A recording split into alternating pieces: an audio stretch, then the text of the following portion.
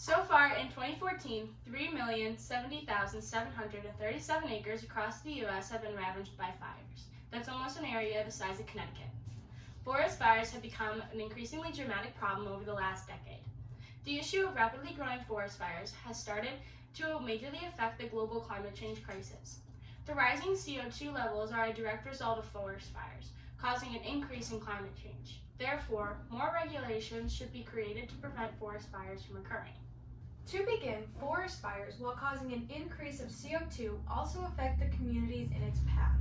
These fires are immensely destructive to the communities they devastate, from depleting once viable soil to destroying perfectly good homes in the region. In one specific instance, a 53-year-old man named Matt McNeil's house was burned down during the catastrophe that is a forest fire. This illustrates just how the fast-paced forest fires can affect families and communities near it. And this isn't uncommon either. Sadly, it is a never-ending cycle of families being displaced by these fires. Policies need to be put into place to combat these problems. Moving forward, while many factors affect the pace of fires, dry topsoil is one of the most dangerous. The state of California has been experiencing the worst drought since 1895 and has already exhausted the year's $209 million budget for fighting wildfires. Fighting forest fires is no easy task, especially when limited to such a small budget. The rapid movement of these expeditious fires are depleting the allowed budget for containing them. Don't you think that there should be a larger budget put into place concerning the rehabilitation of the communities affected by destructive fires? A new policy put into effect would raise the allowance, releasing stress around the strict budget.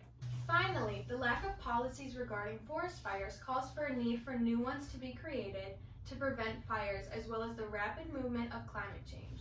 Over the last decade, there have been many policies created to help combat the forest fires, but many of these policies have been dropped throughout the years due to the challenges the government faced regarding moving national budgets around to create a larger budget to accommodate the growing forest fire problem. The fact that there have been many policies enacted shows that forest fires have become a major issue, but since almost all those policies have been thrown away, it is evident that there is just not a passable amount of policies to combat these fires. Due to this information, there should be effective policies created to prevent the rapid growth of these forest fires. In conclusion, the rapid increase in carbon dioxide levels has a direct relation to climate change, which is why there is a massive need for policies in order to combat these forest fires.